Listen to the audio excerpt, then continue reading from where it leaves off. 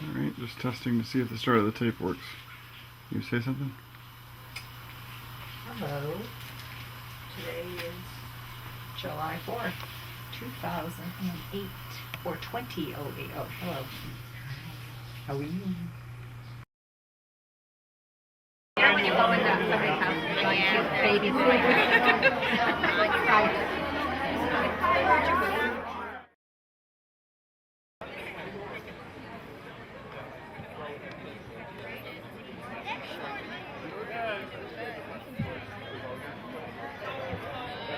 Yeah, it's a great show. Very nice. Get in there.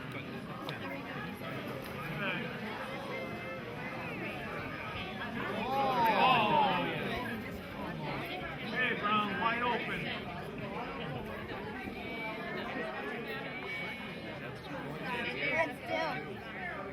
Yeah, looks like you got two.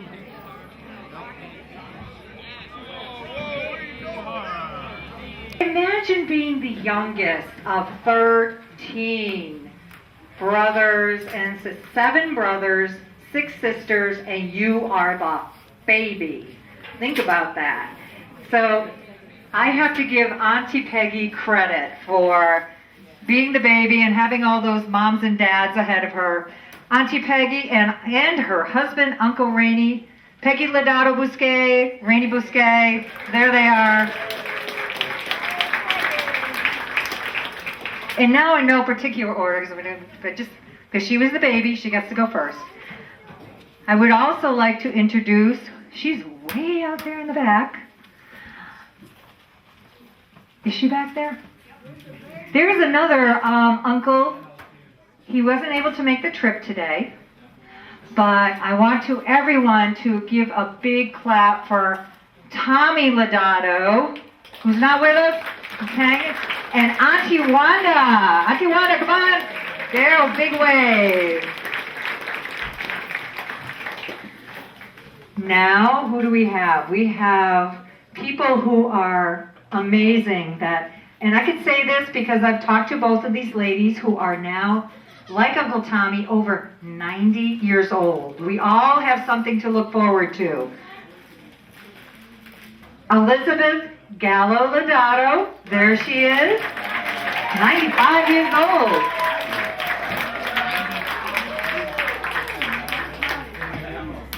And right ahead of her,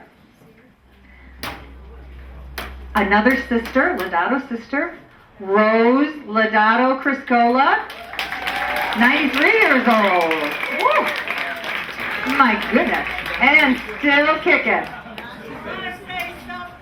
What would you like to say, Auntie Rosie? I'd like to say thank you all, you beautiful people, for me being here, 93 years old, and enjoying you all so.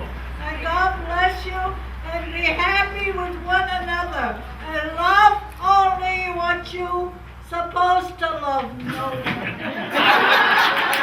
Words of wisdom from Auntie Rosie.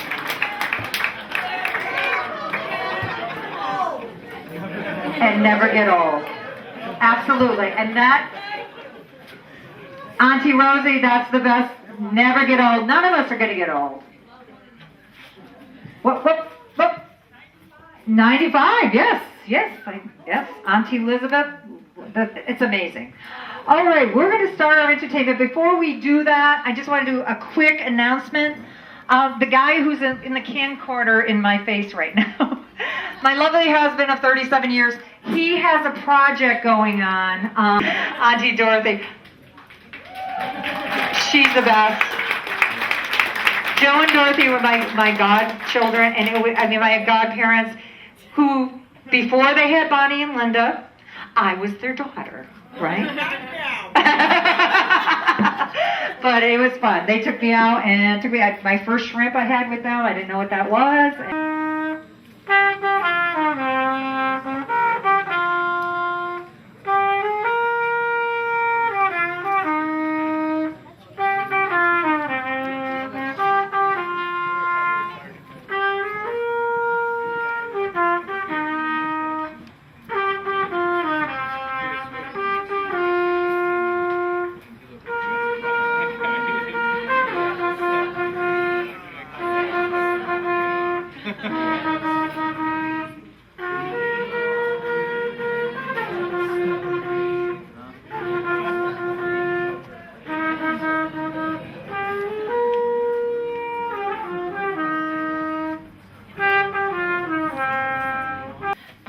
Rehor. Gee, this is a recurring theme here. Brian Rehor, Christopher Zombek, and what are you guys doing? We're going to sing an old favorite, the Chattanooga Choo Choo.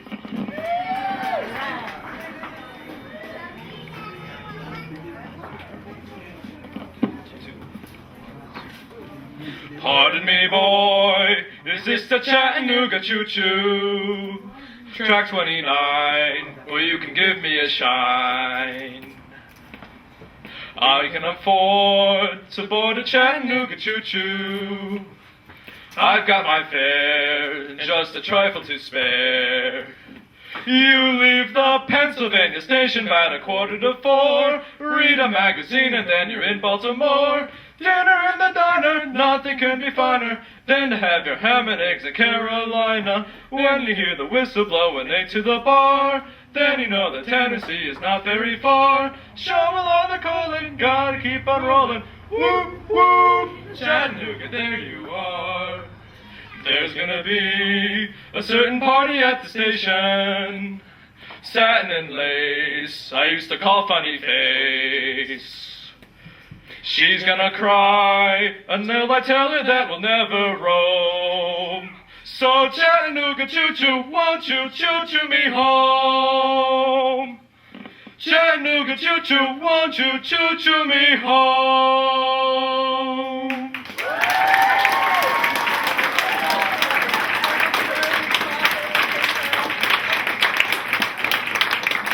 And now we'd like to invite Auntie Rosie up for O Sole Mio.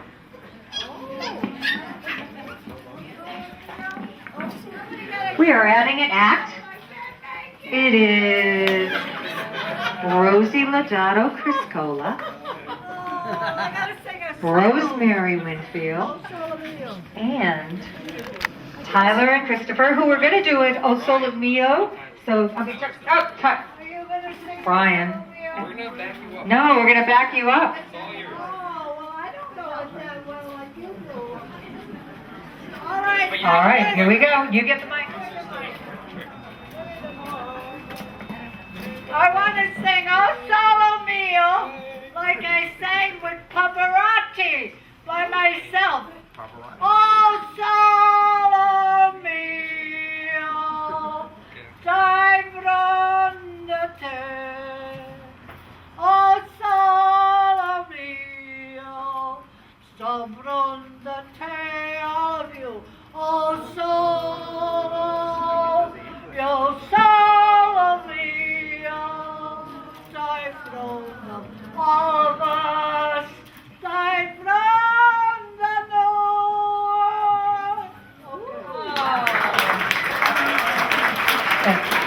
Oh, you are terrific, Auntie Rosie. Any last words you have? Pavarotti. When was that? I was a big star for a day. Auntie Rosie, you're not a star for a day. You are a star. We knew that already. Absolutely. I just don't want to trip. Thank you so much. Let the kids sing now. Oh, okay. We'll do it. Well, that's the way we can do it again. You stay right here, and let's let the guys do it. Let them sing. I want to hear them.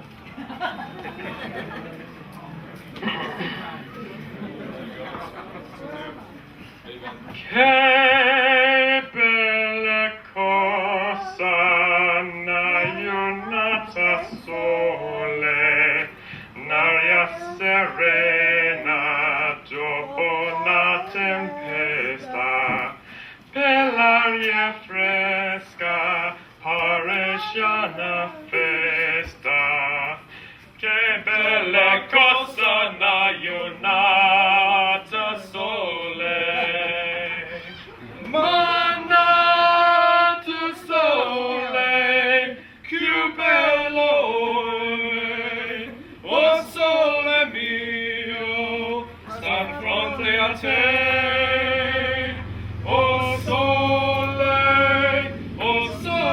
mio, sta di fronte a te, sta di fronte a te. Quando fa notte solo se ne schiene, me viene casse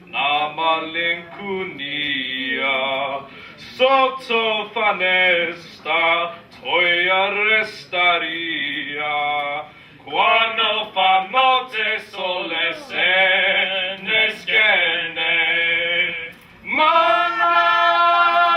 tu sole più bello oh sole mio sta fronte a te oh sole mio sta fronte a te sta fronte a te.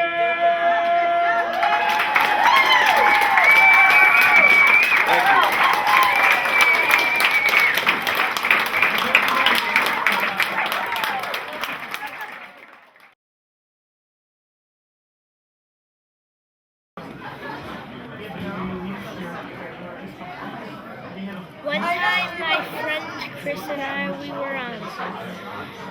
were doing this math paper at the end of the school year in 2nd grade, and we were doing a math paper that was way later in our book than we had already done, and it had a division problem on it, and a bunch of multiplication problems that were pretty hard. And we got all of those right, and the one we got wrong was, I think, subtraction problem. So the subtraction was harder than the multiplication and division. Yes. My name is Bonnie Gibney, Bonnie Lodato Gibney. And when I was 8 years old, my friend and I liked the same boy. My friend's name was Kathy, and the boy's name was Lyman. And I kept saying, I want Lyman to like me, and she kept saying, oh no, he's going to like me. So we cornered him outside of the schoolyard, and we asked him, who do you like better? And I said, do you like me, or do you like Kathy? And Kathy said, please like me, and he said, no, I like Bonnie.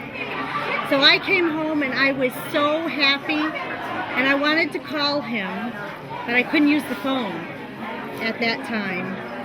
But after that, for weeks and weeks, I was just on cloud 9 because I knew Lyman liked Kathy, and Kathy was just out of luck. Oh, Lyman like you. Lyman liked me, that's right. He didn't like Kathy, so she was out of luck. What happened to Lyman and Kathy? I don't know. When we hit 4th grade, it was over. I remember, let's see, would I have been 4th grade? 4th grade's okay. Just not 9th grade. Let's keep it the little. I remember that one day, a friend of mine and I looked at my mother's, it wasn't my mother's, it was my aunt's nail polish. And we polished each other's nails.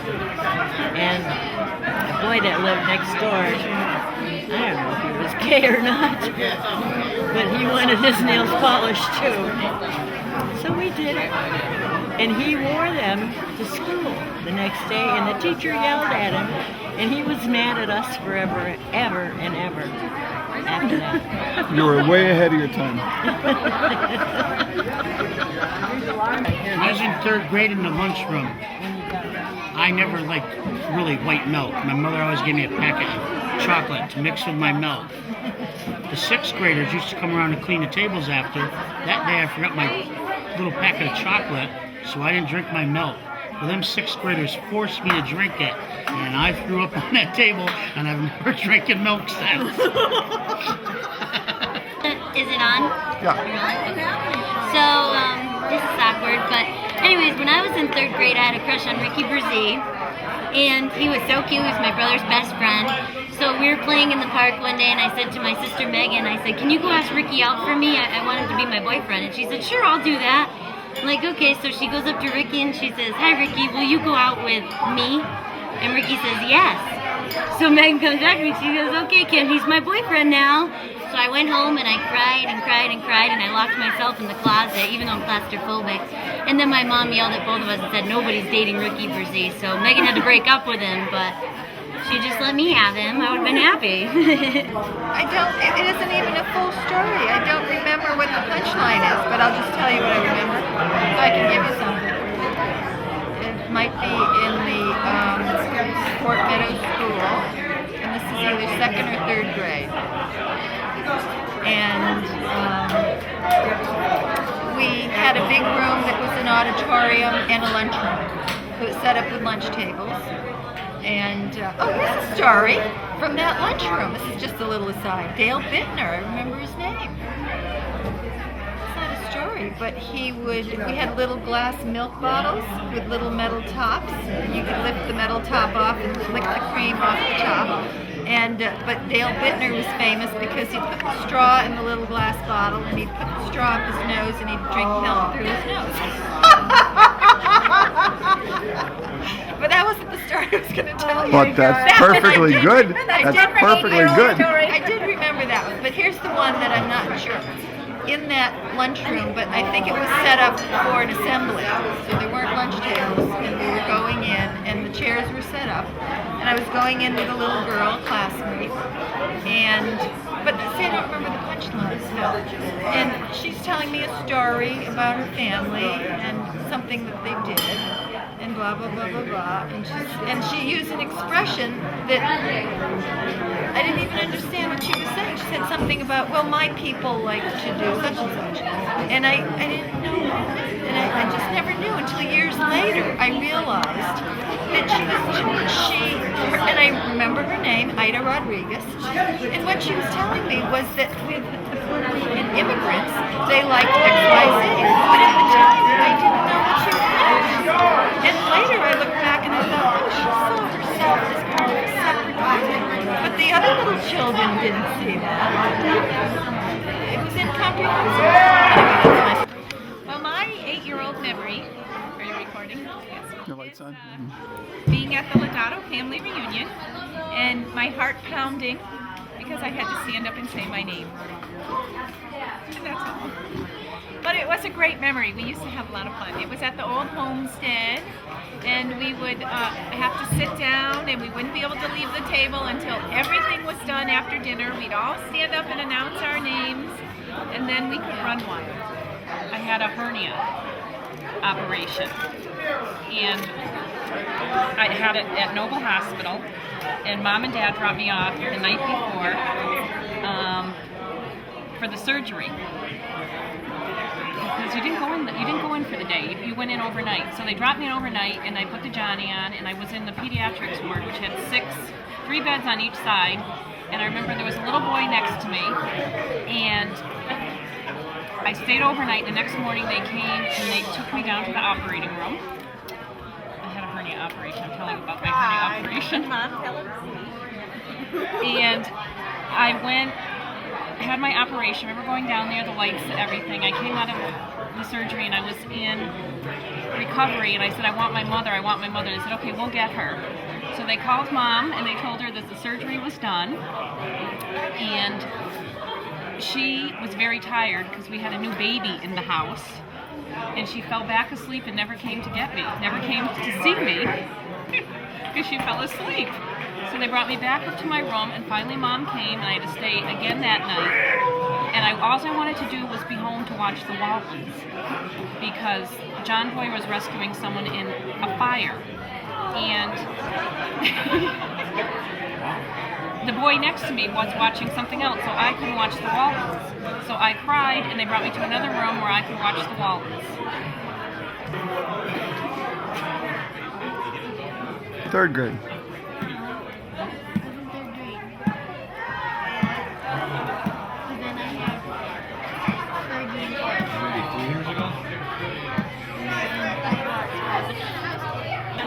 I had to go to the bathroom. I had to use the bathroom, and they had told me not to get out of bed. And Mom came up to on one of her visits, because they only had certain visiting hours, came up to see me, and I was completely out of my bed. I was missing, because and they told me, don't get out of bed without the nurse's help, and I had to go. And I still remember crawling out of the bed, practically on my hands and knees, and going to the bathroom, and I was deemed missing at that point. Because when I was like 6, I started riding. So then I rode at this barn, and there was her, and I fell in love with her. So then I rode her for a while, and then we bought her. Weren't your friends jealous No. that you had a horse? Well, some of them, but not all of them. Did you tell them? Yeah. What did they say? Oh, okay. Oh, okay. Yeah. Because everybody, all of your friends have horses. Yeah. You have rich friends? No. I thought horses were like big. They are. Do you still have a horse? I had 2 horses. Holy cow. You must be like a princess or something. Yeah, that's my story. Jacob was in the 3rd grade, 8 years old, at Catholic school, and somebody in the kindergarten class liked him, and a bunch of girls rounded her up to come over, and she said hello, and then proceeded to do a cartwheel in front of him with her Catholic school dress on, and her skirt went over her head when she did the cartwheel in front of him. When I was little, you always have, when you have 3 girls together, there's always one that's the outcast. And it changes, you know, that happens. Well, I was the outcast at this point. So the 2 Susans were sort of pairing up, and I got jealous and mad.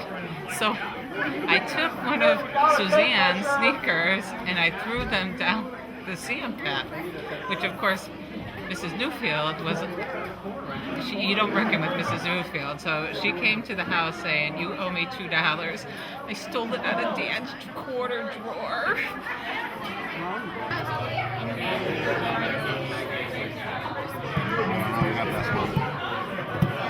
She remembers time. Still holding a 6th grade lead. So I was in 2nd grade, and I was a really dorky child, and I had taken to reading hardcover science books. And I had really huge glasses, and my best friend, because he was the only person who would hang out with me, was this kid named Dave. He was really, really small. So people used to tease us on the bus, because I would sit with my big glasses and my hardcover book reading, and he was short, and people would come up, and this kid Wayne would say, you know, you guys are boyfriend and girlfriend, which in 2nd grade is just terrifying. So one day I told him, I said, if you don't stop making fun of us, I'm going to hit you in the head with my book. And it was this hardcover science book with a lion on it. And he was like, you're a girl, you're not going to do anything about it. And I said, if you do it one more time, if you make fun of us one more time, I'm going to hit you in the head. And he was this big kid, and I was small and dorky, and this kid was really small. So he made fun of me one more time. So I took my book and I clipped him across the head, but I did it just right. So I actually knocked him out. So they called my parents. And they said, you know, your daughter knocked someone unconscious, and I got sent home for the day. And of course, I got disciplined for it, but my parents told me later that they were actually somewhat proud of me for sticking to my guns. I didn't actually mean to knock him unconscious. It just sort of was poor positioning. So, you know, now I'm going to be the doctor, so I'm going to fix people rather than inflict harm. And it was more just to subdue him rather than to knock him out. Subdue.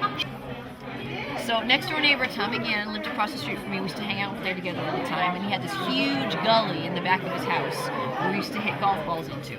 So we were playing one day, and he was getting ready to hit the golf ball into the gully, and I came a little bit too close behind him, so in his backswing he nailed me in the face and knocked me unconscious. With like a 7-iron. With like a 7-iron, and I truly saw the birds like they do in the cartoons with the.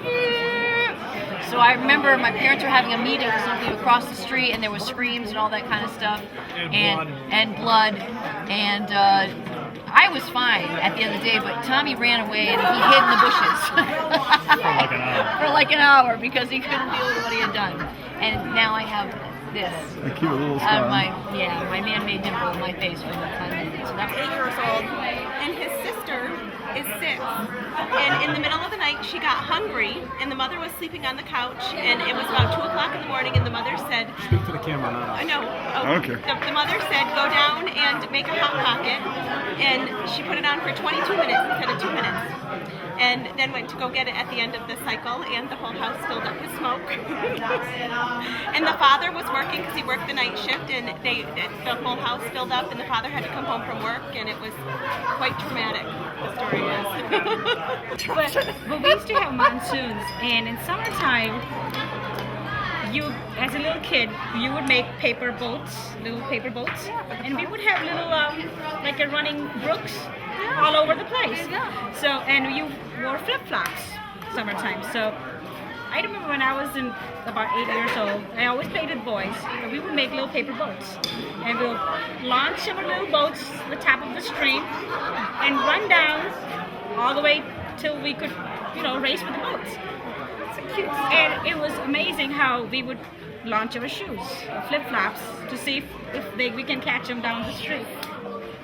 And we would always lose our shoes, and my mom would say, because they would just run off and the paper boats will disassemble because you can't see them anymore. And I remember that it's still to my mind now that I'm so old that I can remember how much fun I had just playing those simple little paper boats and losing my shoes. And Mom would always tell me, "Where are your shoes?" And I have no, not even remember that I was wearing them to start with because I had so much. It was kind of like the innocence you lost in that time that you're trying to win your paper boat. And that's why I remember. It was just the innocence. I remember being 8-year-old, being so innocent and not being so naive that losing your shoes didn't care, didn't matter.